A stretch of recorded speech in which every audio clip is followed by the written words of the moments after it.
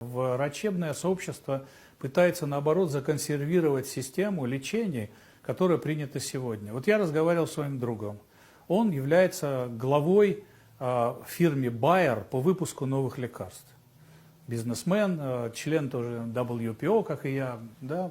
Мы с ним говорили о двух системах здравоохранения, которые существовали в Советском Союзе и существуют сегодня в мире во всем. И в России она теперь тоже стала стереотипной.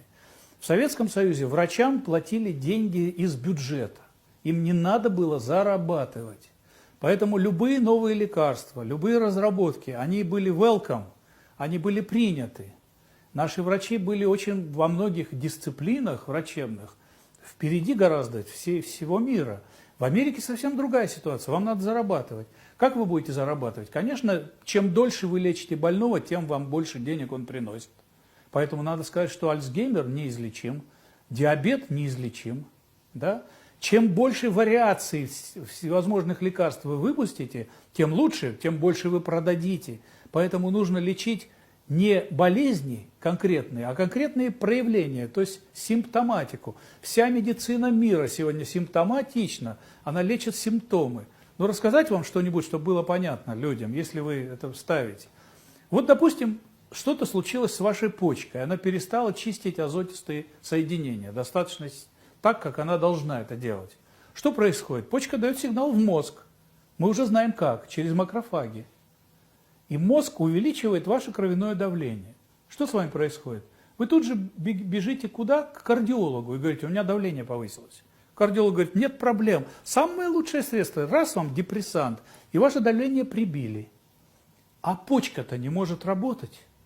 Она просила мозг прибавить давление крови, чтобы чистить нормально азотистые соединения. Они же никуда не делись. Куда она их девает? Она их выбрасывает в межклеточное пространство. Да? Они путешествуют по всему вашему телу. Где они скапливаются? В суставах. У вас заболели колетные суставы, у вас заболел позвоночник. Куда вы идете? К остеопату. Остеопат говорит, колени, я специалист по коленям, вот вам нестероидный препарат. Вы его начинаете принимать. Куда бьет в первую очередь нестероидный препарат? По почкам. Почка орет уже, кричит, я погибаю, я не могу выполнить функцию.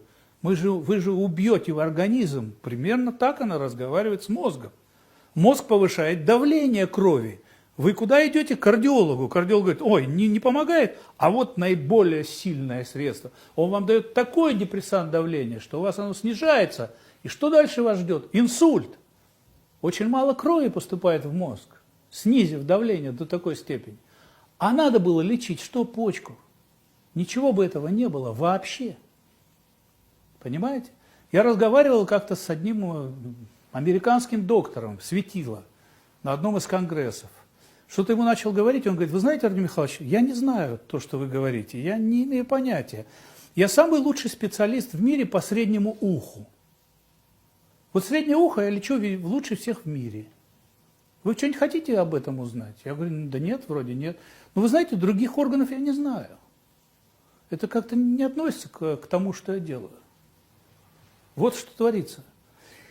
И будущее, конечно, всего вот этого хозяйства, оно должно рухнуть в первой половине, даже, считаю, в первое 20-летие нового века, вот нашего сейчас. Где-то к 30-му, к 40-му году медицина должна претерпеть абсолютно кардинальные изменения. Это сегодня самый главный инновационный тренд.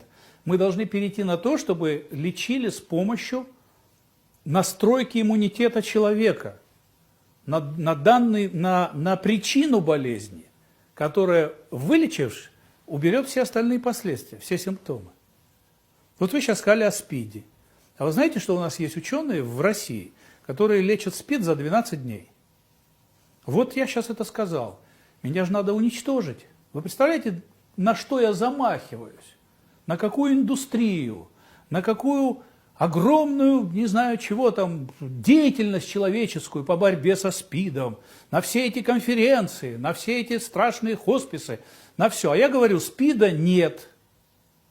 СПИДа нет. У человека 10-кратный запас иммунитета при рождении, который не расходуется.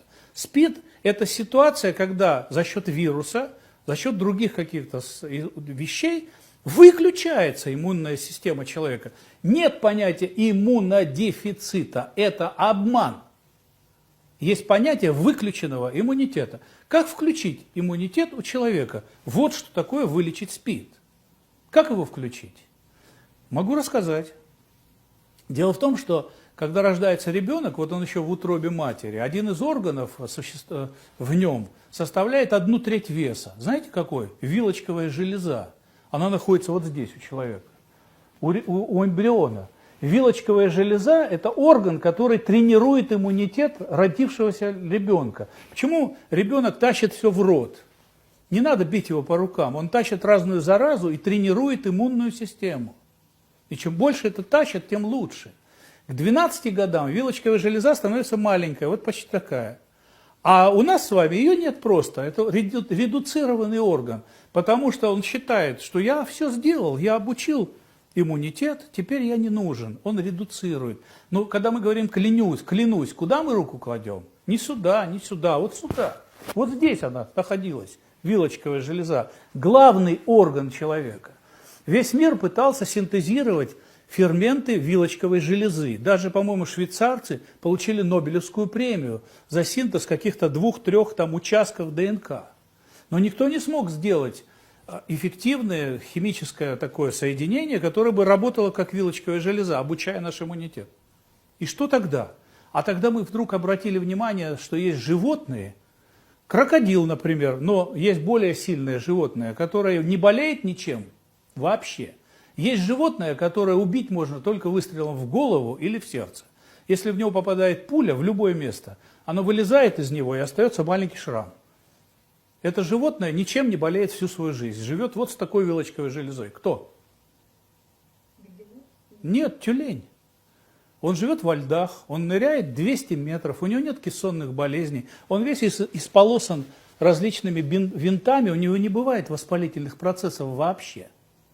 И вот наши ученые, взяв этот природный экстракт из железы вилочковой тюленя, оказалось, он подходит человеку. Если этим экстрактом проколоть, грубо говоря, человека, восстанавливается иммунная система, иммунные ответы, запускается иммунитет, проходит иммунодефицит, так называемых, в кавычках, его нету. Просто в этот момент включается то, что выключилось. По каким-то причинам. Да, может быть, нужно еще убрать вирус, там еще что-то проделать, но СПИД лечится, не залечивается, не пролонгируется на много лет, чтобы этот бедный больной СПИДом ходил к вам каждый день и платил деньги. Понимаете? Это все на перепутье было, это медицина еще у Авиценны, у древних вообще лекарей, да, и она пошла неправильным путем. Она не пошла в сторону лечения человека самим человеком. Сегодня даже Ганиман, Самуэль Ганиман, человек великий, который придумал гомеопатию, в России обозвали шарлатаном. А что делал Ганиман? Ганиман говорил, подобное лечится подобным. Это же его формула была. Он разводил в 50 тысяч раз, допустим, возбудители холеры, чумы, пил это сам и вылечивался. А как? А мы теперь знаем как. Попадая в кровь маленький вирус, разведенный вот этот самый возбудитель в 50 тысяч раз, он более эффективный, кстати, чем разведение в 10 тысяч раз. Вот что делал Ганев, он показал, что такое гомеопатия, это крупка, а на ней какой-то маленький сигнал, больше не нужно. Но он достаточный, чтобы макрофаг его схватил, понес в мозг и сказал, у тебя чума, срочно принимаем меры. Вот что такое гомеопатия. Гомеопатия лечит. Это реальная совершенно технология, которая придумана в веках и которая совершенно безмозгло была уничтожена в России этими постановлениями. А на самом деле нет, не поэтому. А чтобы опять наши врачи процветали, чтобы лечить подольше, чтобы продавать побольше в аптеке. Вот же что движет. Поэтому, когда мы говорили с этим парнем из Байера, он говорит, Артем Михайлович, модификация лекарства, допустим, Панадол, а мы выпускаем Панадол плюс, стоит модификация 60-70 миллионов долларов, чтобы выйти на рынок. Но потом мы получаем 700-600 миллионов. Поэтому огромные гиганты фармацевтические И только они могут вывести новое лекарство на рынок. Даже что бы вы ни придумали, вы не можете без них пройти все эти стадии, да, тем более за рубежом, FDA, все эти, да, регистрации. Поэтому медицина себя защитила, вот защитила медицина, простите, я оговорился. Бизнес в области медицины себя защитил так, что поломать эту систему будет очень сложно, практически сложно. Понимаете? И поэтому Советский Союз, где развивалась медицина не исходя из заработка врачей, не исходя из этого. Сейчас мы уже в этом же поле находимся. Сегодня врачам выгодно лечить, особенно в поликлиниках, где можно брать за какие-то процедуры деньги.